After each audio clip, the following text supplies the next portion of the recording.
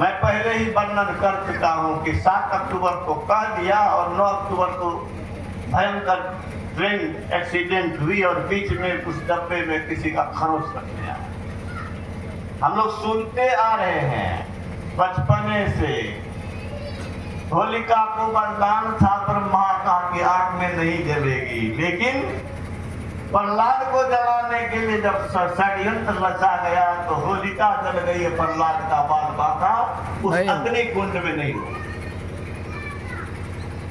विश्वास नहीं भी हो सकता था, लेकिन गुरु महाराज के इस जीवन की घटना ने साबित कर दिया कि आगे लाश है, पीछे खून बह रहा है, लेकिन बीच में कहीं कुछ नहीं है। जब ऐसा है तो क्यों नहीं प्रहलाद सुरक्षित रहेगा आग में। तो बंधुओं, राम शिव कृष्ण जब तक धरती आकाश है, संत महात्मा का उद्देश्य सदा कल्याणकारी है। सुन करके नहीं बोल रहा हूं, प्रयोग करके बोल रहा हूं। अगर विज्ञान कहता है कि प्रयोग करो पाओगे, तो मैं भी कहता हूं कि आध्यात्मिक मार्ग पर चलो, तुम भी पाओगे। और ये मैं वैसे नहीं कह रहा हूं, कितनी बार पाया हूं, क्या क्या पाया हूं, उसका वर्णन करना ठीक नहीं है। पग पग पर रक्षा होती है, पग पग पर अनुभूति होती है अव्यक्त सत्ता की। हजारों बार अनुभव किया है उस शक्ति को। कभी जांचने की इच्छा हुई तो जांच भी दिया। तो मैं ये कहना चाहता हूं कि भगवान राम ने कहा क्या? भगवान राम ने यही कहा, ये शरीर जो है ये सारे दुखों से छुड़ाने का साधन है, आवागमन से मुक्त करने का, ईश्वर बनाने का साधन है, अपने पास बुलाकर अपनी शक्ति देने का साधन है। करके महर्षि जी ने दिखा दिया, बुद्ध ने दिखा दिया, महावीर ने दिखा दिया, कबीर ने दिखा दिया, समय समय पर दिखाते रहे हैं। देवता को दुर्लभ है, भगवान राम ने कहा। देवता से दुर्लभ शरीर का मतलब क्या हुआ भाई? इसका उद्देश्य क्या होना चाहिए? देवता से ऊंचा जगह मिले हमको, देवता से बड़ी शक्ति मिले मुझे। देव दुर्लभ शरीर से देव दुर्लभ पद प्राप्त करो। जो देवता को नसीब नहीं है वो प्राप्त करो, तब हुआ इस शरीर का सदुपयोग। देवता ललायित हो इस शरीर के लिए, क्यों? देवता का पुण्य खत्म होगा तो स्वर्ग से नरक जाना पड़ेगा पाप भोगने के लिए। लेकिन मनुष्य अगर इस धर्म पथ पर चल चुका है तो बार बार मनुष्य शरीर देगा। मैं बराबर कहता हूँ कि जो विद्यार्थी क्लास में फर्स्ट करता है, एग्जाम लगा के मेहनत करता है, बाप रिक्शा चालक भी है तो ठीक मांग करके भी उसको पढ़ाना है, उसको पढ़ाना नहीं छोड़ाएगा।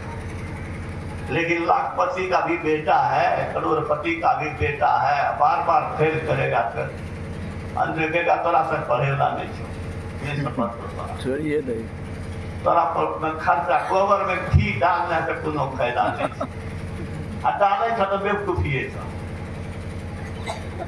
तो जिसको मनुष्य शरीर मिला और संत महात्मा के राह पर चलने की कोशिश भी नहीं किया, उनके एक सलाह को नहीं माना, भगवान कृष्ण का क्या सलाह है?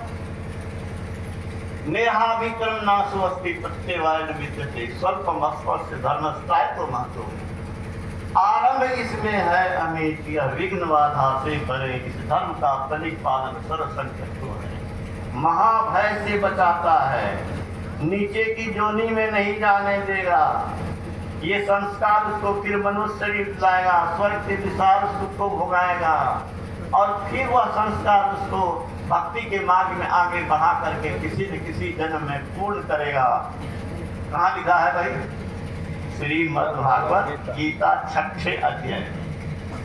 अनेक जन्म संसिद्धो ततो याति परम गतिम अवरी जन्म गलो मंगनी के सजनी फिर ने करब हेरलक कि पछतेब कखनी जखनी दुनिया से ज्यादा तखन तब मिलान करिए कि संत की कल के रहमत के लिए की उस समय पछता करके कुछ नहीं मिलेगा। पछताए हो क्या जब फिर यहाँ चुक गई खेत चुक गई। पीछे पछताने से कुछ नहीं होगा। अभी समझ जा संत के राह पर चल। संत के राह पर महर्षि जी चले तो काल से टक्कर लेके दिखा दिया और मन हुआ तो शरीर को त्यागा, नहीं हुआ तो संत पार गया। चलने की इच्छा हो गई तो कह दिया तैयार हो जाओ मैं चल रहा। तू हर के नहीं गया, भजन गा के गया, उपदेश दे के गया। क्या उपदेश दिया? सुकीरत कर ले, नाम सुमर ले, नव को जाने कल की, जगत में खबर नहीं कल की। कल का ठिकाना नहीं है ये दुनिया के लोगों में। तो चल रहा हो, प्रभु का भजन कर लो। और ये लोगों को उपदेश देने के बाद क्या हुआ? परमात्मा से कहते हैं साहब चितवो हमली को जिगरे, करेगा कुछ की नहीं, खाली सुन के रहेगा तो देखना। संत महात्मा से बढ़ के उपकारी कोई नहीं, हितैषी कोई नहीं। जहाँ कोई रक्षक नहीं वहाँ संत हितैषी होते हैं, वहाँ अदृश्य सत्ता रक्षक होती है। माँ बाप का दम नहीं है कि बाजार गए हो एक्सीडेंट होने वाला है, वहाँ पर कुछ तुम्हारा रक्षा कर सकेगा। गुरु में वह शक्ति है, पतन से बचाता है। तन मन आत्म रक्षक हैं गुरु, गुरु है एक नाम ले। भगवान बुद्ध का एक मौसेरा भाई था नंद, घर छोड़ के आया, भगवान बुद्ध के पास रहने लगा। एक दिन भगवान बुद्ध से कहा कि भगवान मुझे पत्नी की याद आती है, मुझे पत्नी की याद आती है, की याद बड़ी आती है। तो भगवान बुद्ध ने कहा ये था, उसको कलेजे से भरा। कहा क्या देखते हो? कहा 500 अप्सरा को देखता। कहा कैसी है? कहा कि इसके पैर में जो सुंदरता है, शिशुआ कहते थे, इसके गोर में जो सुंदरता है तुम्हारी पत्नी के मुख में नहीं। कहा 1 बरस तपस्या करो, जो कहते हैं सो करो, ये 500 अप्सरा तुमको देगी। भगवान बुद्ध की कृपा हो गई। हाँ। एक साल जब हो गया तो बुलाया, कहा कि तुमको हम वचन दिए थे। कहा अब नहीं चाहिए मुझे। महाराज की पतन से बचाने वाले गुरु होते हैं। जहाँ इस गिरे हुए मन को बचाना बड़ा मुश्किल है। वेश्यालय पहुंच जाता है, कुकर्मी हो जाता है, शराबी हो जाता है, जुआरी हो जाता है। बच्चे आज समाज में कितने शराबी जुआरी हो रहे हैं। पत्नी को डंगा करके भगा दिया, यह भी मालूम है। बच्चा अकेला है बाप के पास, अच्छे अच्छे घर में यह हालत। ये शराब क्यों पी रहा है?